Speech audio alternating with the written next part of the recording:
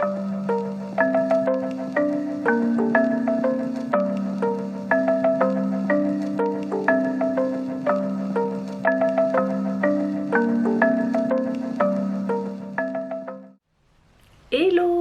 hello, hello, bienvenue dans ce nouvel épisode du Phileas Podcast.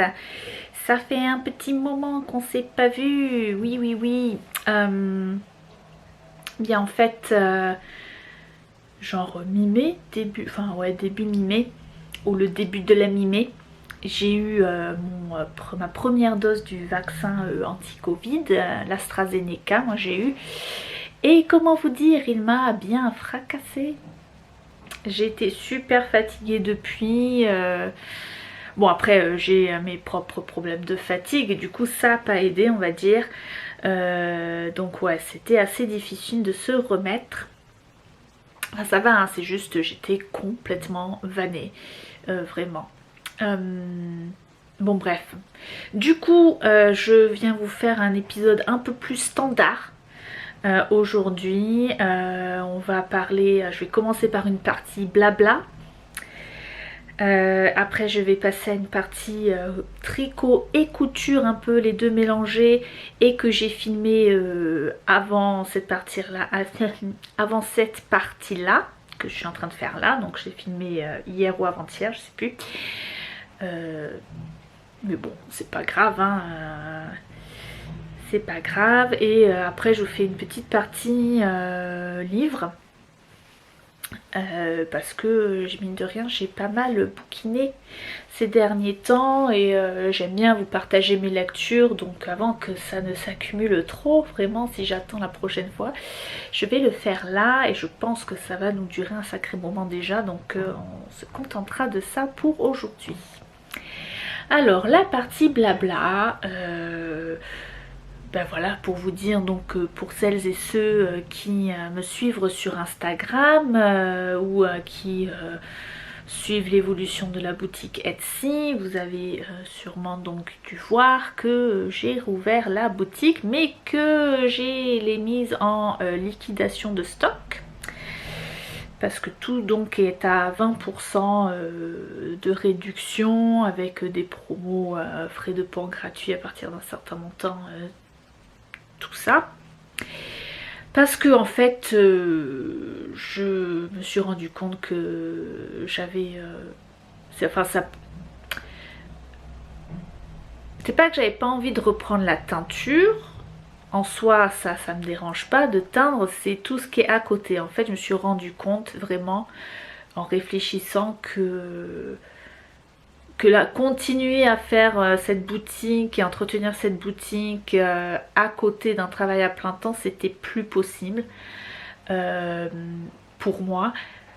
Entre déjà le fait que au sortir d'une crise comme ça de Covid, il y a beaucoup de gens qui essayent de vivre de ça et qui font ça à temps plein, on se rencontre en suivant ces gens-là que c'est un sacré boulot et que ça demande un temps inconsidérable, une énergie immense, que clairement je n'ai pas, parce que déjà je travaille à plein temps, et puis voilà, je pense que je suis arrivée à un point par rapport à comment je teins et comment je gère ma boutique et tout ça, qu'il aurait fallu une évolution et des changements et tout ça, et c'est juste ça, c'est pas le moment, c'est pas ce dont j'ai envie là, je veux dire ça collait pas au final. Voilà, c'est comme ça, hein, c'est l'instinct qui fait aussi, des fois il faut s'écouter. Donc voilà, donc j'ai décidé de fermer boutique pour l'instant, pendant long terme, hein, on parle de plusieurs années au moins. Après on verra, après c'est, je pense qu'on va dire, j'ai fait ma crise de la quarantaine en me préparant à avoir une vraie crise, ce qu'on appelle en anglais la midlife crisis, la crise de la moitié de la vie. Voilà, on n'a pas des crises tous les 10 ans en Grande-Bretagne, c'est que à la moitié de ta vie. Mais c'est vrai que en réfléchissant, voilà, donc j'ai mon travail qui est très bien. Est-ce que je vais le faire toute ma vie? Peut-être, peut-être pas, on ne sait pas. Et l'autre option que j'avais, donc c'était la laine. Et en fait, j'avais envie, j'avais besoin, je pense, de me donner plus de choix, plus d'options. Et du coup, je vais reprendre la fac. Je me suis inscrite tout court à l'université. C'est une université à distance britannique. Donc qui gère vraiment bien les personnes comme moi. Donc en fait, on peut étudier à notre rythme. Il y a une mouche qui s'est tapée l'incruste, comme d'habitude, c'est l'été. On peut étudier à notre rythme, sur une base de mi-temps. Si on a un travail à plein temps à côté, c'est pas mal. On peut accélérer, ralentir, faire plus ou moins de modules à la fois. Donc c'est pas mal. Et donc voilà, du coup j'ai quand même... Je suis pas partie dans des folies extrêmes. J'ai pris un cursus études de langue, anglais et français. Hein. Mais au final, mine de rien, je reviens à ce que j'avais commencé à faire avant de m'expatrier, parce que j'étais en fac de lettres et j'avais commencé à l'époque, c'était juste un LCE, langues et civilisations étrangères. Maintenant, c'est genre, elles ont doublé toutes les lettres, hein, je sais pas, c'est langue et littérature et civilisation étrangère et régionale, je crois que c'est. J'avais un peu regardé, prospecté tout ça pour ça avant de m'inscrire à l'université ici. Bon bref. Et donc oui, je me suis inscrite pour faire un équivalent de la licence. Parce que ça sert toujours, on sait jamais si ça me pète et que j'ai besoin d'un équivalent licence le jour où on ne sait pas.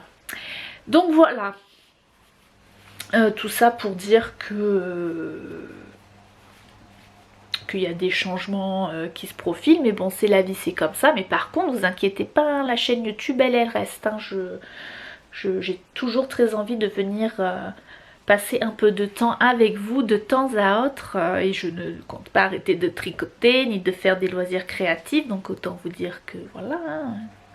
Peut-être ça me motivera plus à partager ça sur les réseaux sociaux aussi, genre le Instagram, tout ça. C'est vrai que dans la prospective d'avoir un Instagram par rapport à une boutique de laine, je sais pas, j'avais du mal à me mettre dessus, voilà, je suis pas très marketing commercial au final, et donc ouais, c'est un côté qui me plaisait pas trop, enfin pas qui me plaît pas trop, mais c'est que c'est juste pas ce dont j'ai envie de faire là. Voilà, je veux dire, après, moi j'ai pas besoin de la laine pour vivre, donc il y a plein. Alors c'est marrant parce que du coup moi je fais une boutique, mais je vois il y en a plein d'autres qui ouvrent, des gens qui se mettent à faire de la teinture, donc à mon avis ça va, hein. C'est pas parce que je quitte la scène de la teinture de laine qu'on va plus y avoir de laine jolie à tricoter, hein, clairement. Et puis voilà, donc ça c'est les news. Je pense que j'ai à peu près dit ça assez clairement. Bon, voilà. Ben oui. Mais du coup, je pense que on va y aller. Que va vous dire d'autre?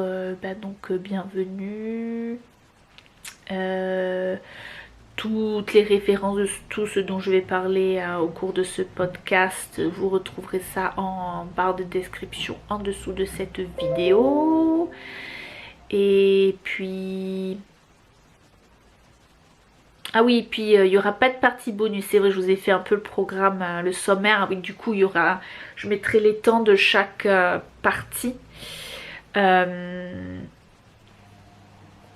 Aussi en barre d'infos au début, un espèce de sommaire. Et donc là on va passer à la partie tricot couture.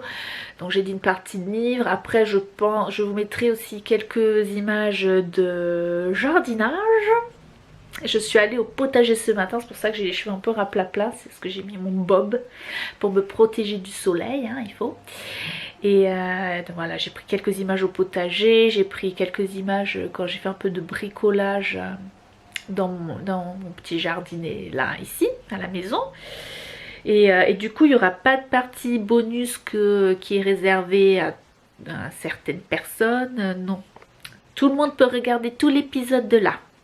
La partie bonus que les gens de ma famille ne peuvent pas voir, on reprendra ça la prochaine fois.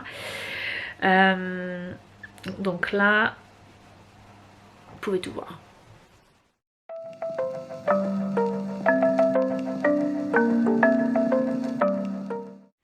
Je vais pour cette partie projet fini mélanger tricot et couture. J'ai pas vraiment fait de tenue, c'est pas parce que j'ai fait des tenues les choses qui s'accordent forcément, c'est juste que je ne peux pas mettre tout par-dessus certaines choses, entre autres cette chemise dont je vais vous parler très vite. Je peux pas mettre un truc par-dessus qui va bien, donc on va faire ça un peu mélangé, un peu comme on le sent. C'est pas grave, voilà. C'est la vie, quoi que ça. Peut-être ça ira bien ensemble, peut-être pas. Mais déjà, avant de commencer à parler des choses que vous avez entreaperçues lors des vlogs, du spring vlog et des projets couture, je vais vous parler d'une paire de chaussettes que j'ai fait de A à Z depuis la dernière fois qu'on s'est parlé. Voilà, voilà. Des chaussettes, alors la laine, je n'ai plus l'étiquette, je ne sais pas où elle est partie. C'est de l'Opale. Opale, une marque allemande si je ne m'abuse. De la laine à chaussettes à 85% de laine quelconque, avec 25% de polyamide, que j'avais reçu dans un échange les nœuds Fibershare. Et que dans tout le colis, il n'y avait vraiment que cette pelote qui était sympa. Les couleurs, j'aime assez. Je trouve ça sympa. Je ne sais plus du tout le nom, forcément, vu que j'ai perdu l'étiquette. Et donc, voilà. Donc, pour ces chaussettes, je me suis basée sur le patron des DRK Everyday Sock de Andrea Maori, Dreary Knits, que j'avais fait déjà en laine autorayante comme le patron l'indique en cotte de 2, parce qu'en fait je voulais tester le Fliegel Heel et du coup dans mon esprit de vouloir continuer à tester ce Fliegel Heel, j'ai refait le même patron, mais seulement que comme vous voyez je n'ai pas du tout fait de cotte, j'ai fait ça en jersey bête, mais bon je voulais voir si le talon s'accordait au final, pour les laines un peu autorillantes à motif, pour pas perdre le motif. Et oui, alors au niveau du talon ça va, par contre je pense que j'aurais pu les faire un chouïa plus courte au niveau du pied. Bon, je pense un petit peu trop grande, mais c'est pas très grave, rien de spécial. Alors ce que je me suis amusée à faire, comme vous voyez, c'est que j'ai oui, Bougnette, tu viens? Tu viens pas? Bon, tant pis. Comme vous voyez, il y a la séquence des rayures. Je vais y arriver. Ça, Bougnette m'a perturbée. C'est incroyable ça. La séquence des rayures, en fait, il y a du gris foncé qui passe au gris clair, qui passe au gris foncé. Après, il y a les couleurs.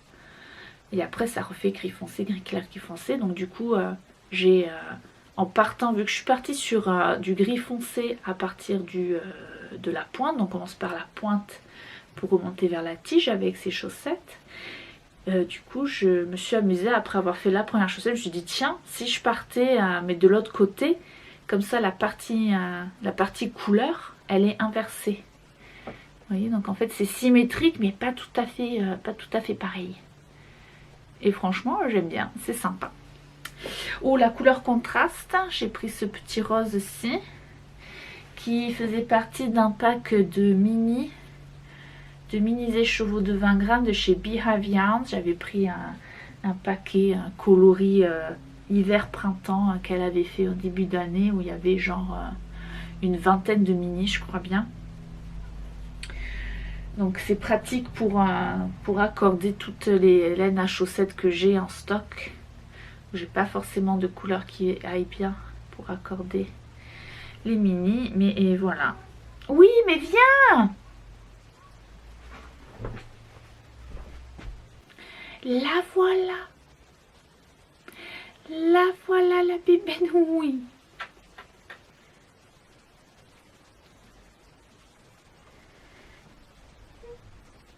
Mais du coup, je ne sais plus ce que je disais. Sur les chaussettes, je pense que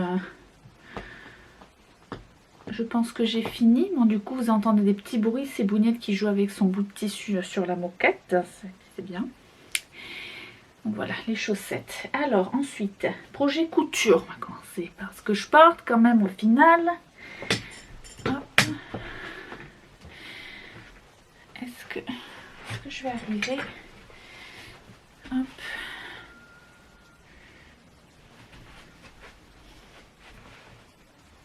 Voilà, voilà. C'est la Valley Blouse de Califé Collection. Voilà, j'ai que je sais plus de quel pays elle vient, cette madame. Je sais plus si c'est les États-Unis ou si c'est genre Australie. Bon, bref. Soi-disant de la taille XXS à XXL, sachant que moi j'ai fait un tour de poitrine de 96 cm et je me retrouve à faire coudre la taille XL. Nous ne sommes pas très impressionnés par ce manque d'éventail de taille, comment vous dire. Je veux bien que les patrons couture, ça s'aligne pas forcément sur le commerce, mais quand même de me retrouver avec une taille XL en haut. Voilà, sachant que en plus, bon alors forcément c'est ample, vous allez dire, bah, tu peux faire une taille plus petite.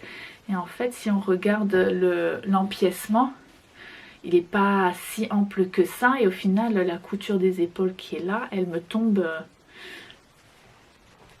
elle est placée là où il faut, donc c'est la taille qu'il me faut.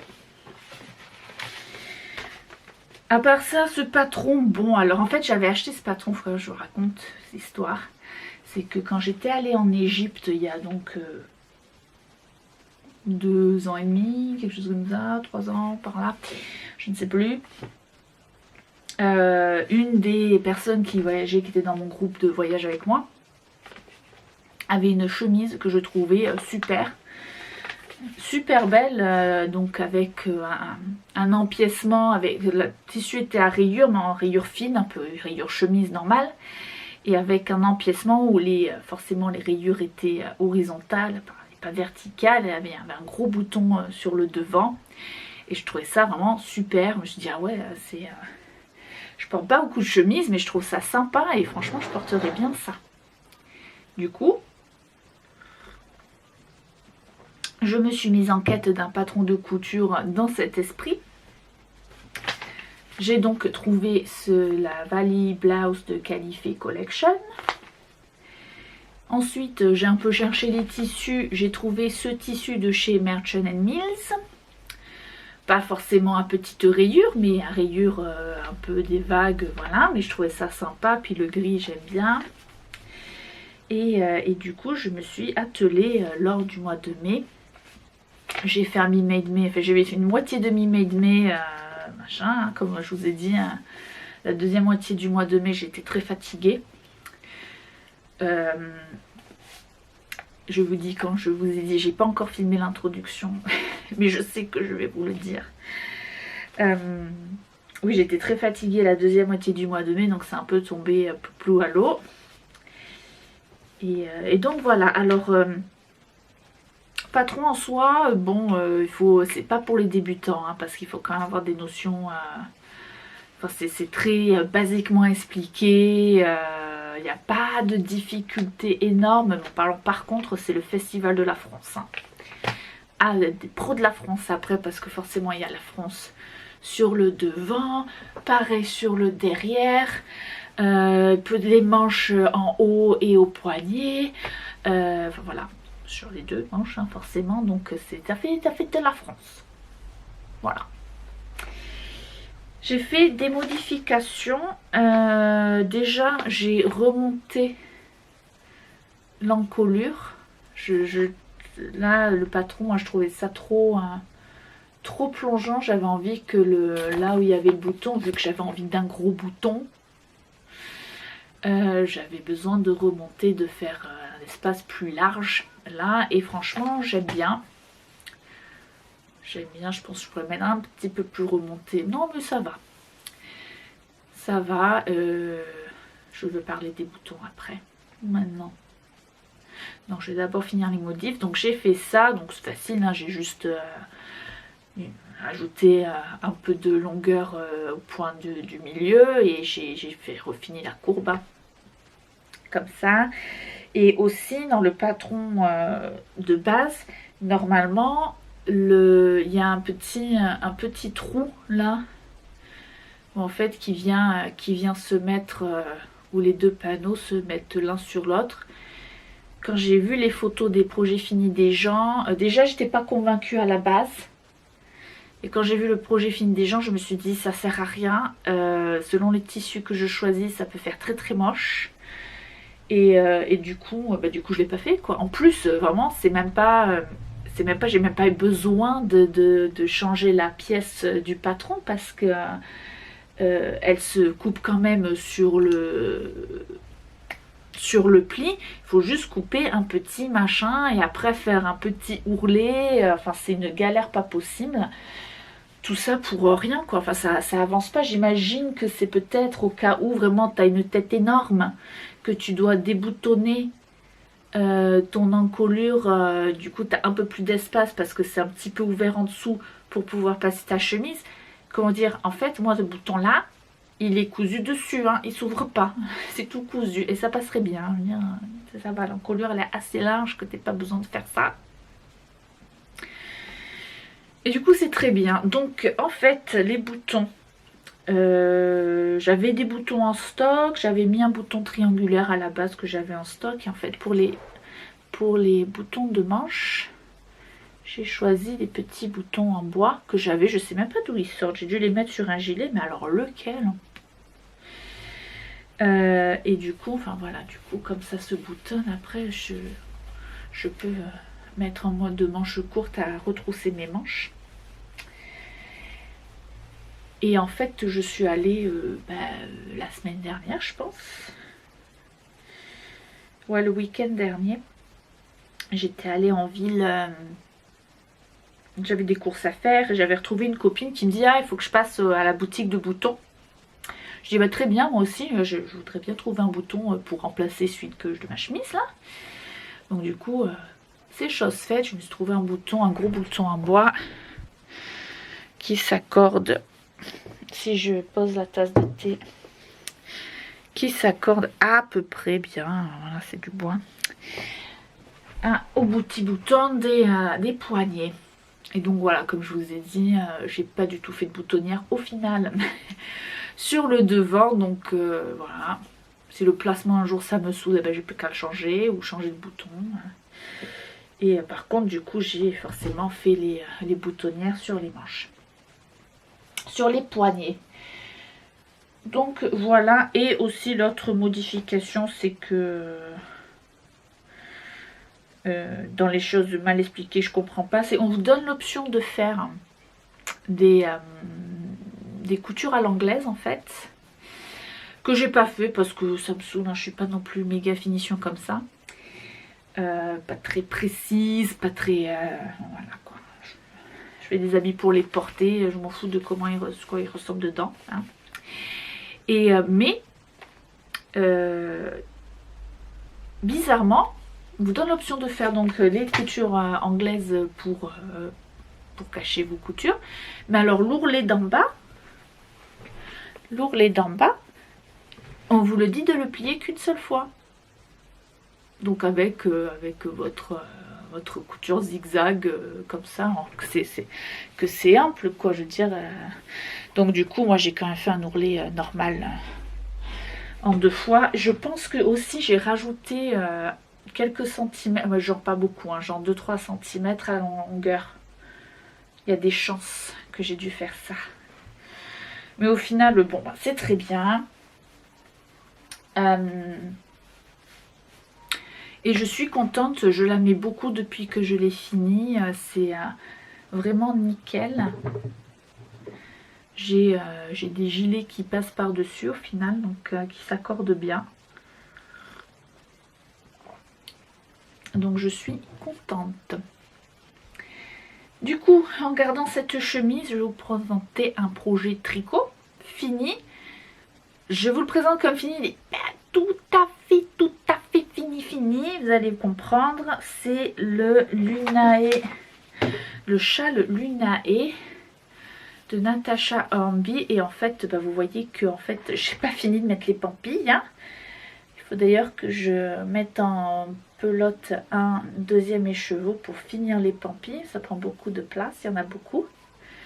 Mais le gros du châle est fini. Mais de toute façon, là, c'est l'été, il fait quand même beaucoup trop chaud pour mettre du châle, surtout du châle comme ça. Hop. Bon, voilà. Il va falloir voir comment il se met une autre fois. Le châle Lunae, donc de Natasha Hornby. Donc je vous montre la photo du patron et la photo de moi.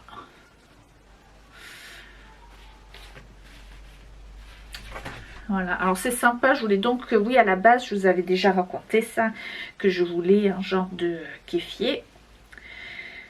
Un châle qui allait faire un peu genre kéfier, du coup j'avais trouvé ce truc mosaïque. Alors forcément... c'est joli quand on le met comme ça. Oh regardez, je porte un châle. Mais que forcément quand on le porte vraiment, bon on voit moins vraiment le motif, mais bon les couleurs s'accordent bien, on voit un petit peu quand même, ça va. Alors les laines que j'ai utilisées, la laine, c'est de la laine non teinte d'origine, enfin voilà, de la filature Laxton's, qui est une filature dans le Yorkshire, du côté de Bradford. Et en fait, bon, c'est pas du mouton, un mouton spécial, on sait pas trop ce qu'il y a dedans. Mais bon, c'est de la pure laine. Donc ça, c'est la couleur non teinte que j'avais acheté dans un paquet d'un dégradé, d'un quasiment d'un écru à un brun foncé. Et pour les couleurs, c'est, oh, j'ai pas l'étiquette, c'est en bas, bon, c'est pas grave, de la teinture sauvage, teint au lac et avec un mordant végétal, je crois. Bon bref, c'est les deux, c'est du lac, mais avec le mordant, les mordants utilisés, tout ça, ça fait des couleurs différentes. Du coup, j'aime beaucoup l'association de couleurs. Du coup, je me fais, oh, je l'essaye, c'est bien. Je me suis pas encore vue dans un miroir avec, donc les couleurs, j'aime beaucoup l'association des couleurs, ça me plaît. Et en fait, ça va, il n'est pas non plus méga chaud, ça va être bien il va bien se porter dès qu'il va faire un peu frais. Si je vous parlais de la construction du machin. Alors, on commence. En fait, il se compose de, on va dire, de 2 grandes parties que vous voyez délimitées avec cette ligne-ci de mosaïque. Donc en fait on part d'une pointe, on va faire des augmentations. En plus c'est un point texturé là, hein, voilà. Point texturé avec des petites bandes de mosaïque.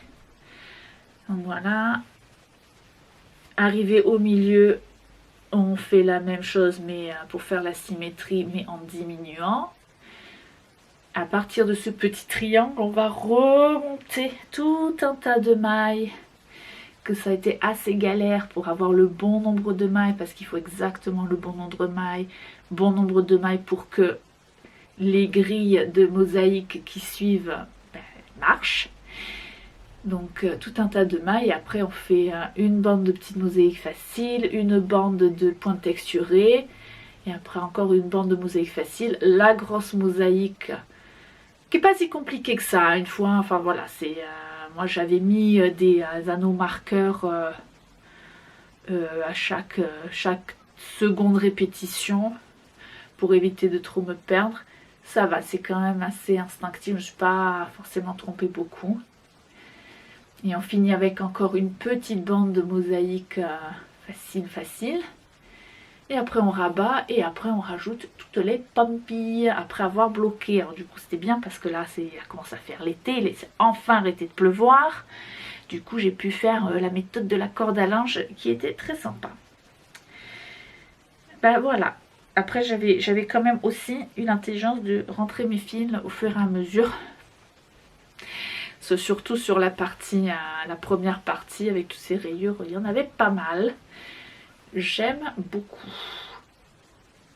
J'aime beaucoup. Mais là, il faudrait que je me concentre à faire des châles unis. Je pense que ça va être ma mission de l'été, c'est faire des châles unis. Ok, petit coup de thé et je vous retrouve dans une autre tenue tout de suite.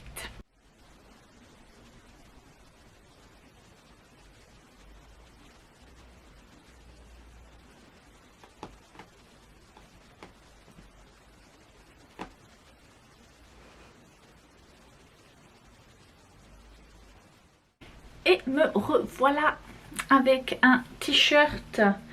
Vous avez vu le tissu arriver chez moi. Je vous avais raconté, je vous avais fait le déballage. Tissu coton organique que j'ai acheté dans une boutique qui s'appelle d'ailleurs, hop, j'ai le papier Backstitch. Voilà, et franchement c'était sympa. Tissu en coton jersey bio, pardon, organique, je me mélange l'anglais et le français, organique, très sympa. Et je me suis fait un t-shirt on ne peut plus de base, qui est un petit peu court hein, sur certains pantalons, hein, voilà, comment vous dire, hop là, c'est pas très grave non plus. J'ai utilisé ce livre Sewing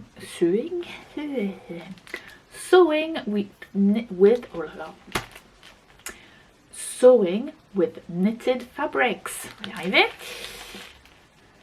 Et c'est le Peak T-shirt. Voilà, il y a un milliard de variations possibles. Hein. Du coup, là, pour le coup, j'ai fait... Alors, je ne sais plus quelle taille j'ai fait. Moyenne, je crois. Je ne sais plus. Je pense qu'il y a une taille... Oh bah non, j'ai fait la taille du milieu en fait. Il n'y a pas de S, M, L, machin. Mais c'est une taille, donc du coup 96 à 101 cm de tour de poitrine. Donc comme je vous l'ai dit précédemment, moi je suis les 96. Donc il me va bien. Il me va bien. Et j'ai fait vraiment aux mesures normales. Le précédent que j'avais fait pareil, mais du coup j'avais fait l'ourlet un petit peu plus court. Et en fait il rebique un petit peu, j'ai un problème. Alors, du coup là je me suis appliquée à faire un ourlet comme indiqué sur ce patron. Donc un ourlet assez large, vous voyez.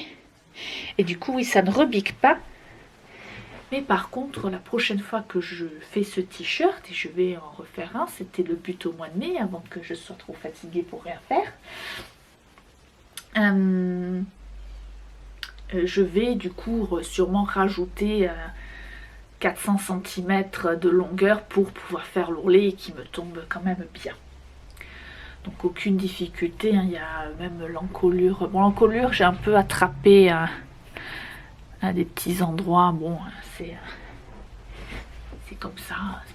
C'est pas la mort du petit cheval. C'est pas la fin des haricots non plus. Donc voilà, un t-shirt de base que j'aime assez. Encore une fois, la couleur, hein, vous voyez, je commence à un peu aimer les couleurs d'automne. Les couleurs d'automne que c'est l'été. Écoutez, moi je suis... ma palette de couleurs, c'est tout le tour de l'année. J'ai pas forcément de couleurs d'été, de couleurs d'automne, d'hiver. Après, j'ai peut-être porté plus certaines couleurs en été que d'autres en hiver, mais sinon ça tourne toute l'année. Et du coup, projet tricot fini, le 3e, le palette cleanser sweater que je vais vous passer, du coup beaucoup plus pratique sur ce petit t-shirt que sur la chemise que je portais avant. Alors ouais, comment vous dire, c'est pas le pull le plus génial de l'année, hein. Je suis contente de l'avoir tricoté, de l'avoir fini, mais hop, voyons voir.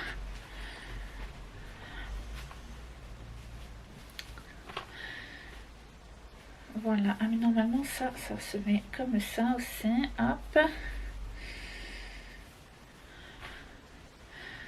Donc voilà. C'est voilà, ça va être le pull pour le pull du dimanche. C'est le pull du dimanche. Je vais l'enlever parce que il fait chaud.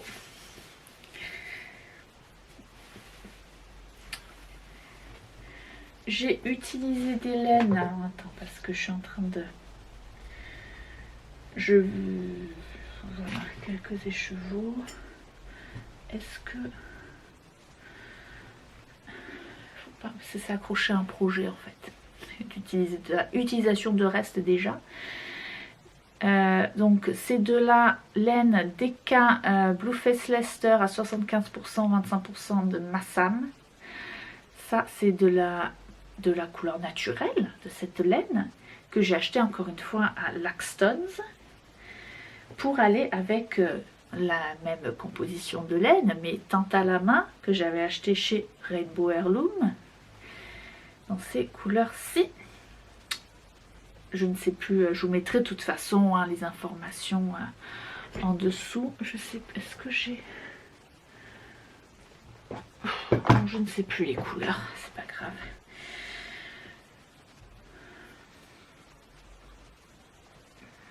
C'est deux couleurs.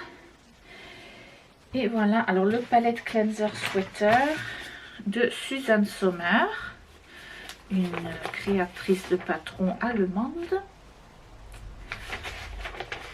Donc je montre le petit schéma, tiens, pour changer. Petit schéma de taille, donc vous voyez les panneaux, la construction, vraiment comment c'est fait.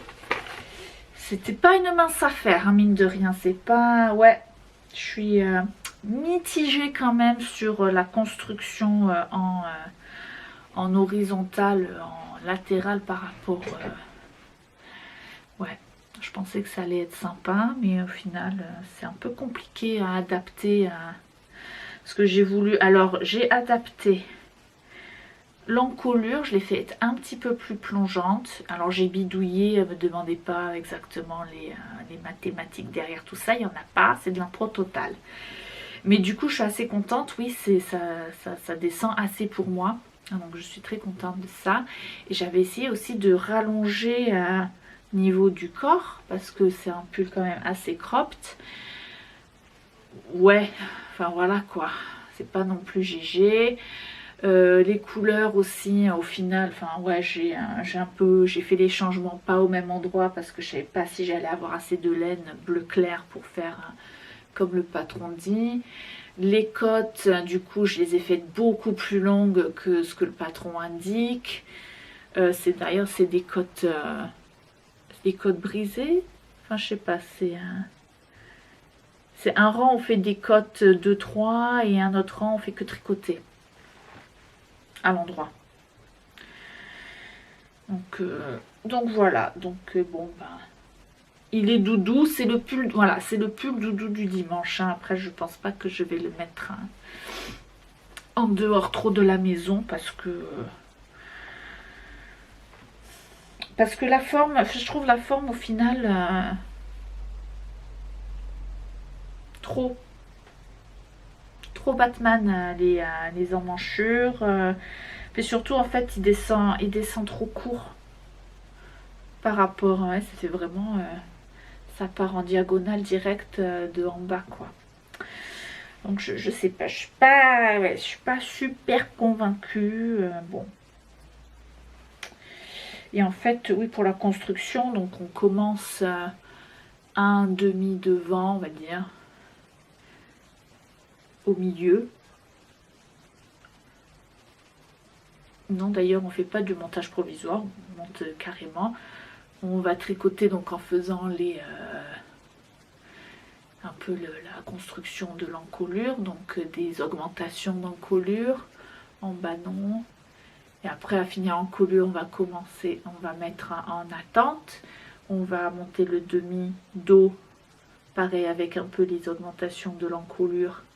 Une fois qu'on arrive au niveau pour rejoindre avec le devant, on fait ça, puis on tricote. Donc en va et vient en faisant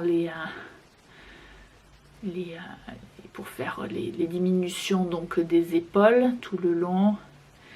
Arrivé un moment, donc on a changé de couleur et puis arrivé d'un moment, on va commencer à faire les diminutions de dessous les bras quoi. Pour arriver aux manches. Arrivé aux manches, du coup, on passe en rond là. Là, ou même avant, même là. Oui, pardon, à partir du moment où on va commencer à faire les diminutions des côtés, hein, on va commencer à passer en rond parce qu'au final, c'est un pull, pas un poncho. Une fois, au bout d'un moment, alors vous choisissez si vous voulez finir tout ce côté-là ou vous voulez mettre en attente. Moi, j'ai mis en attente au bout d'un moment pour du coup reprendre les mailles du devant, faire le deuxième demi-devant, reprendre les mailles de derrière du dos pour faire le demi-dos et rebelote, on reconstruit pareil. Voilà, hop, hop, hop. Après on finit, on fait une encolure à la corde et après donc je vous dis on fait des cottes ensuite comme ça. Mais bon, c'est... ouais, je sais pas si c'est le patron, la manière dont il est expliqué, ou... enfin, ouais. Ouais. Je suis pas hyper convaincue du patron en soi, du résultat. Je pense que c'est... il y a des créatrices de patrons comme ça, au final. Après, c'est... enfin, c'est normal, quoi. Je veux dire, que les créatrices, elles créent ce qui leur plaise et tout ça. C'est pour ça que je tricote beaucoup du Rory Locatelli. C'est que je trouve son style à Rory me convient parfaitement. Donc du coup je m'y tourne et là ça fait partie, je pense, Suzanne Sommer fait partie des créatrices de patrons, du moins pour les pulls, dont le style n'est pas du tout, alors je sais pas si sa morphologie doit être un peu petite peut-être, je sais pas, mais du coup, enfin pour moi ça ne va pas du tout. Enfin moi ça va pas du tout, c'est pas, voilà, c'est pas folichon, je suis pas... Donc, mais bon, très bien, il faut toujours un peu avoir des pulls du dimanche pour être classe à la maison. Mais voilà. Du coup, ça conclut la partie des projets finis, on va dire créatifs, hein, donc et couture et tricot. Projet en cours, ben, au final si j'en ai des projets en cours, mais ça ferait partie d'une partie bonus, donc je vous en parlerai une prochaine fois.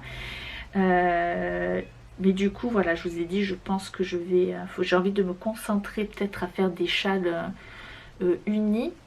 Et du coup je vais essayer de voir si j'en monte pas un en aiguille. Si j'en monte pas un tout à l'heure, peut-être. Ça peut être sympa, on va voir. Je sais pas. J'hésite.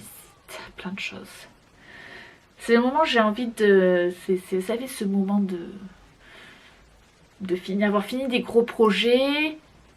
J'ai envie de tricoter plein de choses, mais du coup, je sais pas quoi commencer, je sais pas quoi faire, et du coup, ça me bloque. Voilà, c'est ça.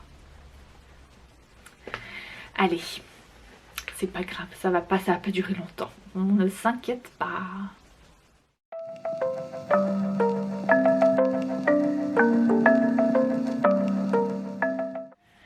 Ok, je vous fais une petite partie lecture, un bouquin lecture. Je suis désolée si vous entendez la machine à laver derrière, j'ai mis une lessive à tourner là. On en profite, c'est l'été, on fait tout sécher dehors, c'est magique. Ok, je vous avais laissé la dernière fois, j'avais commencé, niveau roman, on va commencer avec les romans. J'avais commencé La peste de Camus, je l'ai fini, j'ai mis des post-it partout. C'était une super lecture, super intéressante, hein. Forcément la peste, ça envoie du lourd. Je vais faire comme les booktubers, je vais le garder à la main comme ça. Ça envoie du gros lourd. Et il y a une mouche qui vient de se taper l'incruste, je suis désolée, ça va faire bzz bzz bzz tout le temps. Ça me saoulait surtout.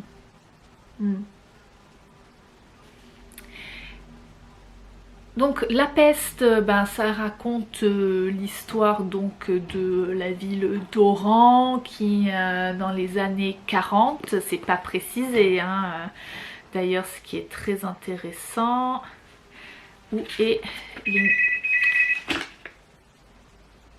sérieux, le téléphone a arrêté de sonner, mais la mouche est toujours là, on essaye.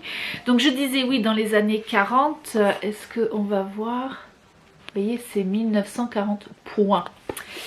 Donc c'est intéressant, hein, donc voilà, c'est un peu significatif de ce point.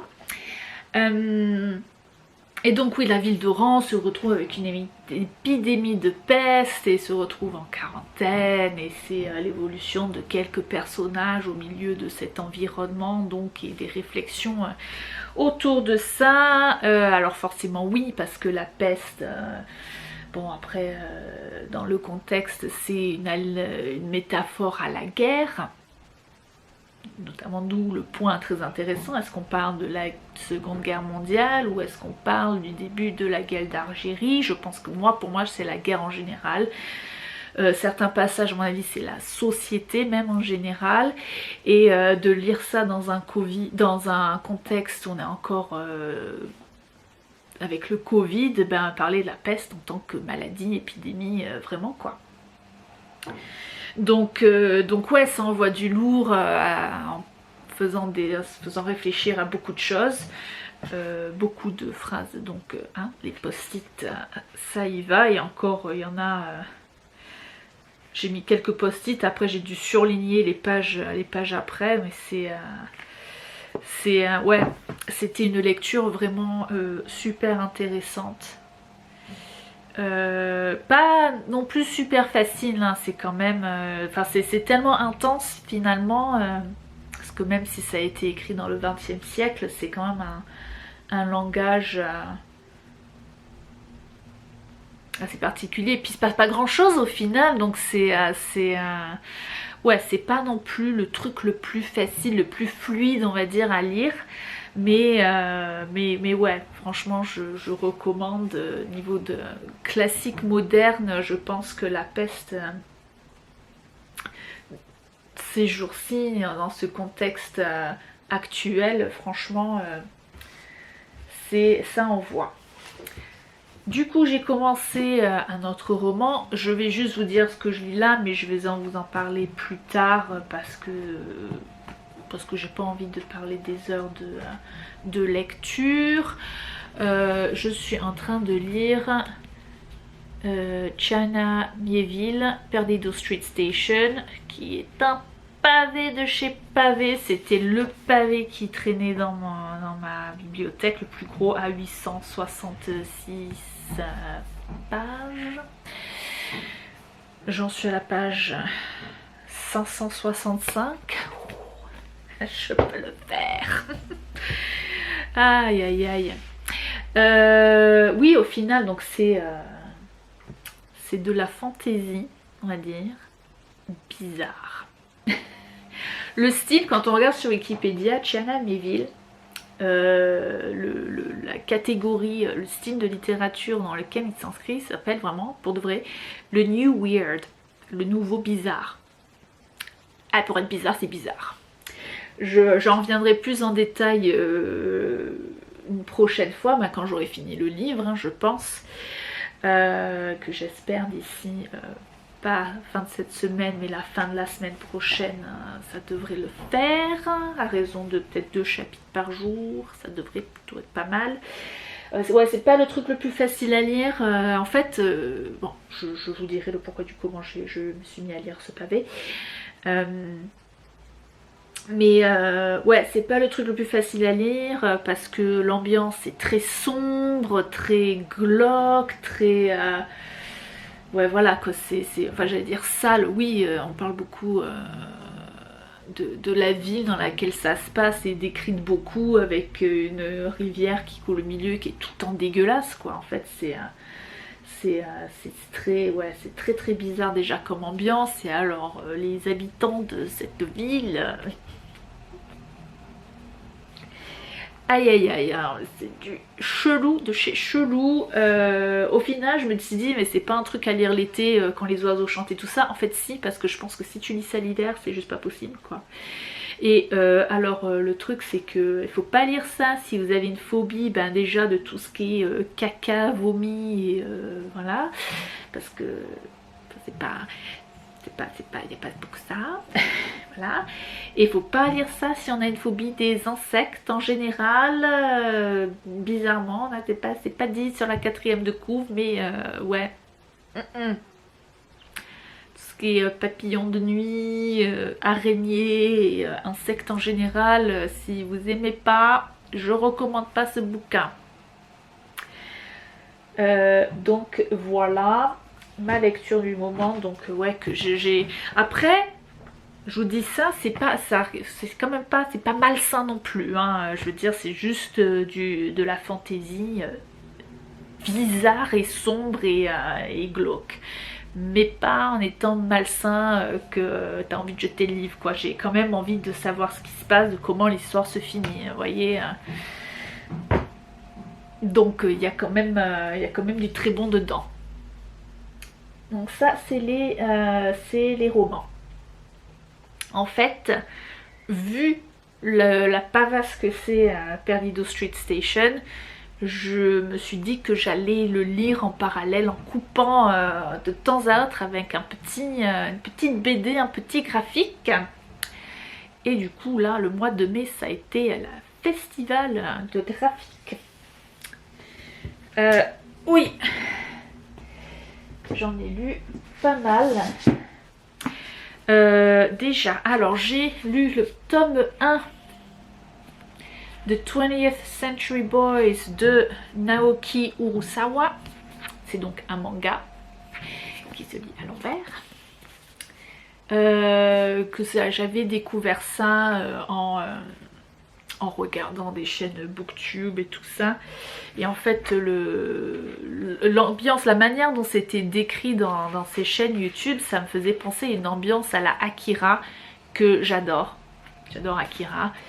Et ouais, bon, ça n'a rien à voir au niveau de l'histoire et tout ça, mais c'est vrai que cette espèce d'ambiance, et je me demande si ça date pas genre de la même période, enfin ça a été écrit dans les mêmes...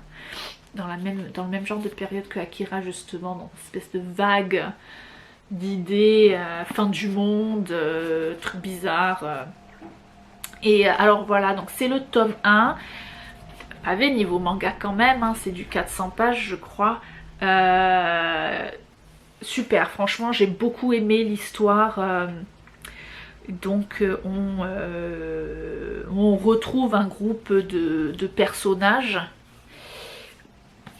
à cheval entre leur enfance dans les 1969 si je ne dis pas de bêtises, c'est ça, et le présent narratif 1997, donc à l'aube du nouveau millénaire. Et donc en fait on voit leur évolution, on parle un peu développement des personnages un par un et de leur relation entre chaque, et aussi de en fait de voir comment ce qui s'est passé dans leur enfance se retrouve à influencer le présent narratif. Et franchement c'est enfin franchement moi j'adore, je trouve ça super.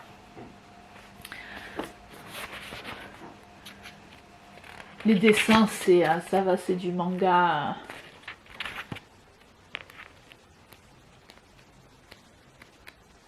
j'aime bien. Après moi je lis en anglais, donc c'est la première fois que je lis un manga en traduit en anglais.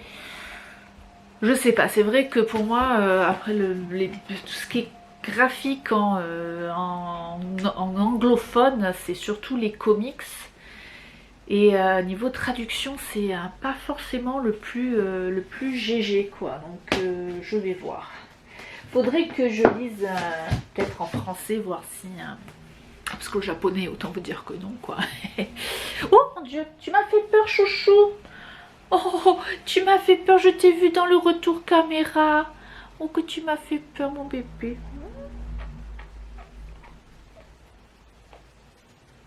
Mon chouchou. Allez. Voilà.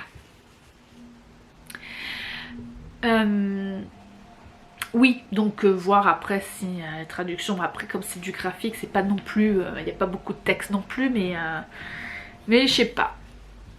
Je sais pas. Je trouve que ça manque de subtilité un petit peu des fois. Ok, après 20th Century Boys, j'ai lu L'élan Faust de Troie. Voilà. J'ai lu les 8, hein. Je vais pas vous montrer, je vais pas parler des 8 séparément, hein. Je vous parle de la série complète. Et je ne vous prends qu'un seul volume, le premier volume de l'Enfeuse de Troie. Il y en a donc 8.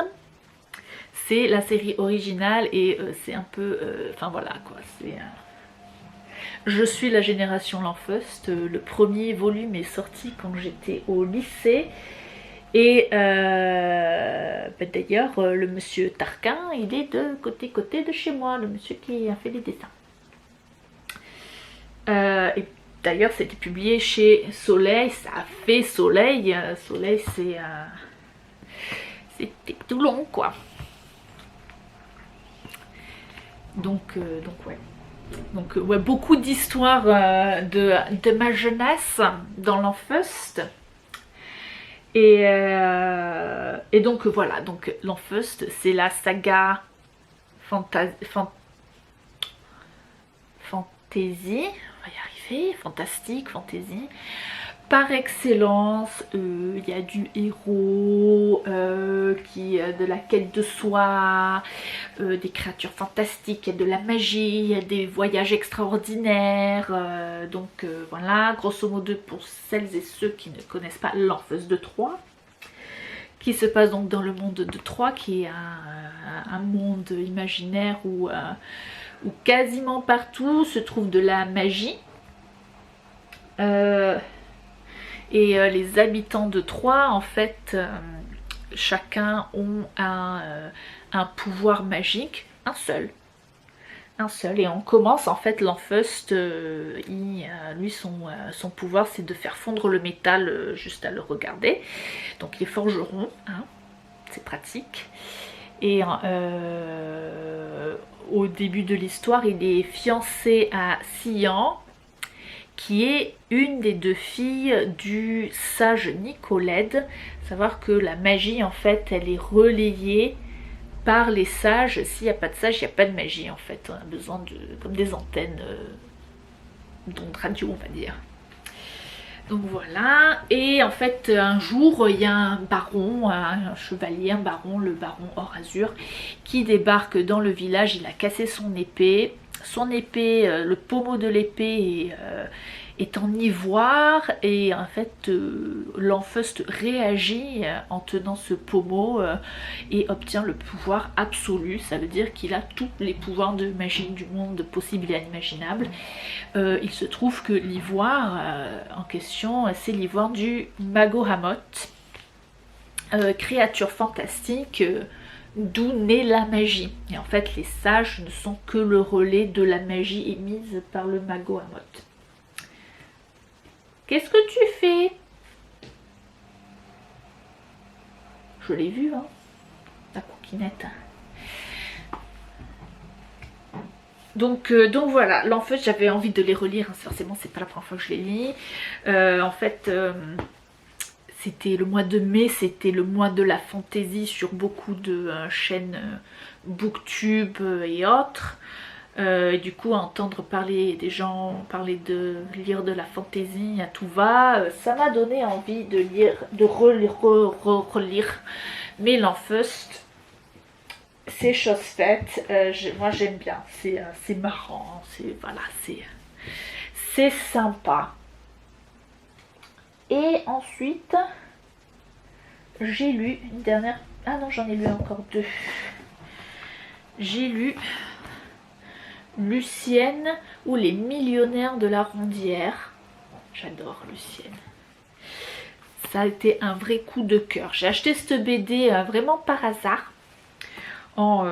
Sur le site de la librairie La Page, qui est la librairie francophone à Londres, que depuis que j'ai découvert ça,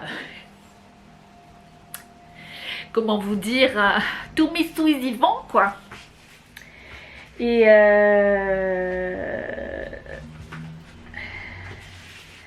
je sais plus ce que je dis. Oui, donc Lucienne.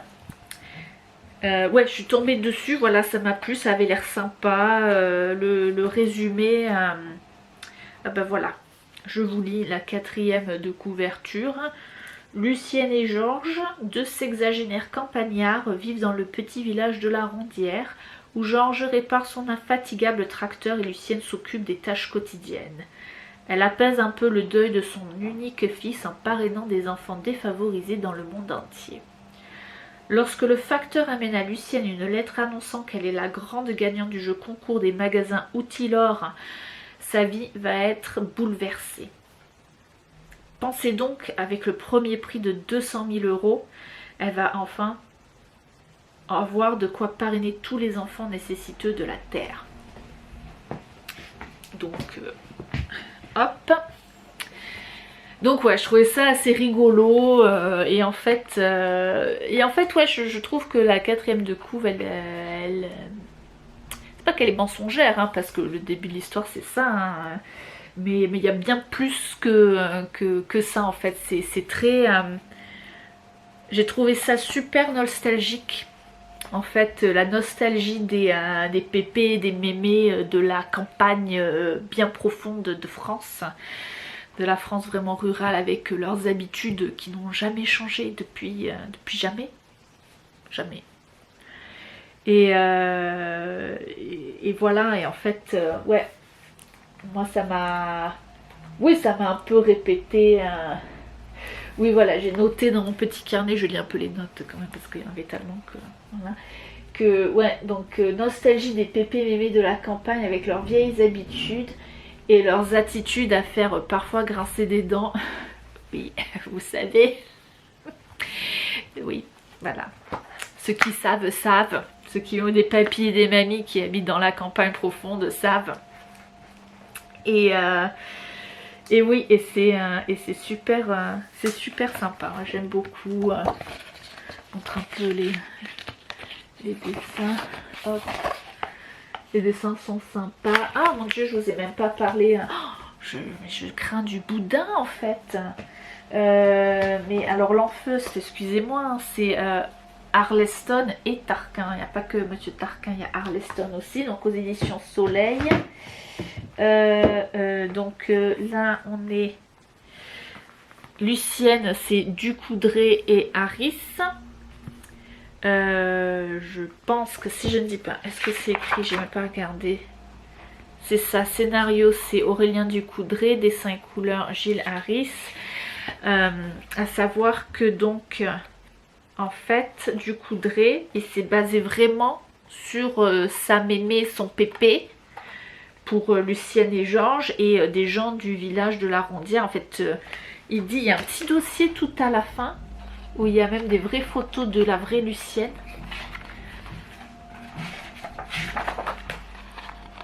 Et du vrai village de l'Arrondière et des vrais personnages qu'on voit. Et en fait il dit, dans le récit que vous venez de lire, tout est vrai sauf l'histoire. Donc en fait il a pris vraiment les personnages et les souvenirs des gens qui habitaient l'Arrondière et de ses grands-parents. Et il en a fait une histoire un peu... c'est joli, franchement c'est mélancolique, c'est poétique. J'aime vraiment beaucoup de cette petite Lucienne qui s'occupe des enfants défavorisés. Bon, elle a perdu son fils, elle l'a perdu il y a longtemps. Hein. Je veux dire, moi, quand j'ai lu la 4e de coup, je me suis dit, ah tiens, elle vient de perdre son fils, un malheur. Non, non. Il y a moult. On apprend d'ailleurs pourquoi, c'est un peu triste, hein, mais... Et ouais, dans leur petit village paumé, avec l'épicier ambulant... enfin tout ça, et donc elle tombe à boîte aux lettres, soi-disant qu'elle avait gagné à la loterie des magasins Outillor, c'est les magasins, commander les outils par catalogue, ça. Et donc elle va essayer de voir pour gagner ses sous, enfin elle s'emballe un peu, enfin c'est joli, franchement c'est joli, c'est doux, c'est poétique, je trouve ça super sympa quoi. C'était un petit coup de cœur, c'est mignon. Voilà, voilà. C'était Lucienne. Ce que je viens de dire, ça fait aucun sens, mais c'est pas grave. Et pour finir, j'ai lu la dernière, c'est promis. J'ai lu 3 heures de Mana Neyestani dans la collection Ça et là Arte Édition. Donc une collaboration Ça et là et Arte Édition. Ça aussi je l'ai acheté au final sur le site de la librairie La Page. C'était lors de leur coup de cœur et voilà. Et que ça me plaisait bien. Le résumé, je vous lis, bon, il n'y a pas de 4e coup, ben voilà, mais bon, il y a le petit blabla là. Ok, donc dans son travail d'auteur de bande dessinée et de dessinateur de presse, Mana Neyestani raconte à travers son histoire celle de son pays et celle de tous les exilés du monde, de savoir qu'il est d'Iran. Avec 3 heures, il évoque dans la veine autobiographique qui lui est propre un départ pour l'étranger qui tourne au cauchemar alors qu'il est invité au Canada pour y présenter son dernier roman graphique. L'auteur est parfaitement en règle, mais au moment de retirer sa carte d'embarquement à l'aéroport, un grain de sable vient enrayer la mécanique. Il se retrouve alors confronté à tous les choses-trappes et imbroglios dus à son statut de réfugié. Donc oui, en fait... c'est donc autobiographique, hein. Le personnage principal c'est Mana Neyestani et on n'a pas besoin de connaître son histoire vraiment, il nous donne les infos qui nous sont nécessaires au fur et à mesure de l'histoire et donc oui, donc en fait réfugié d'Iran en France, parfaitement légalisé avec un statut de réfugié, hein, pas de nationalité. En fait c'était un dessinateur de caricatures en Iran, que forcément lors de la révolution culturelle c'est pas passé, donc lui et sa femme se sont réfugiés en France, apparemment ça a été un petit peu compliqué et donc là ouais on le retrouve, il s'en va pour une conférence à Montréal et on le voit déjà faire les 12 travaux d'Astérix pour avoir les papiers qu'il faut pour l'immigration au Canada pour pouvoir vraiment partir, pour le visa, voilà. Et donc il arrive à l'aéroport et ils n'arrivent pas à imprimer sa carte d'embarquement et en fait ça fait ressurgir chez lui toutes ces angoisses de réfugié et de son histoire et de sa vie, hein. Autant vous dire c'est pas facile et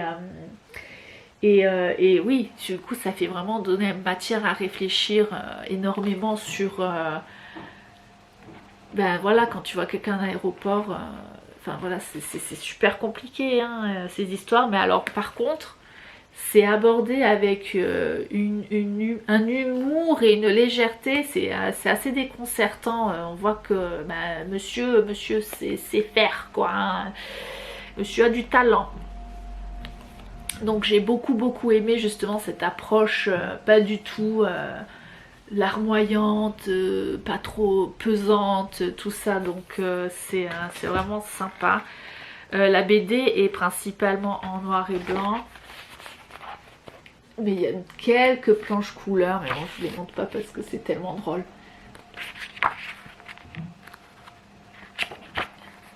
Donc voilà, des fois, quand il part dans ses délires d'angoisse, il s'imagine des trucs et c'est vachement... c'est imagé d'une manière absolument extraordinaire et super précise qui nous fait bien... Enfin moi qui m'a fait bien comprendre, m'a fait bien m'imaginer ce que ces gens-là peuvent ressentir à essayer de vivre une vie normale, hein, de pouvoir voyager comme vous et moi. Donc ouais, je serais assez curieuse de lire d'autres ouvrages de cet auteur, Mana Nayestani, pour justement voir comment il aborde d'autres sujets par rapport à son histoire à lui. Donc voilà, et c'était tout pour la lecture. Oui mon toutou, oh oui on va aller faire une sieste. Oui on va aller faire une sieste. Je dis d'abord, je fais la vidéo de conclusion et après on va faire une sieste, oui. Donc voilà, je vous parlerai de mes prochaines lectures lors d'une prochaine vidéo. Sur ce, je vais conclure cet épisode. Merci de m'avoir suivi. Merci de suivre mes vidéos sur cette chaîne. Tu dis au revoir? tu dis au revoir? Qu'est-ce que tu fais? Mais qu'est-ce que tu fais? Au revoir. Non, merci de tous vos commentaires et de vos pouces en l'air et de vos gentils mots. Continuez à m'en laisser des commentaires et des pouces en l'air et abonnez-vous et hop là. Et portez-vous bien et on se retrouve très bientôt. Je vous laisse avec quelques images de nature jardin et à une très prochaine fois. Ciao ciao.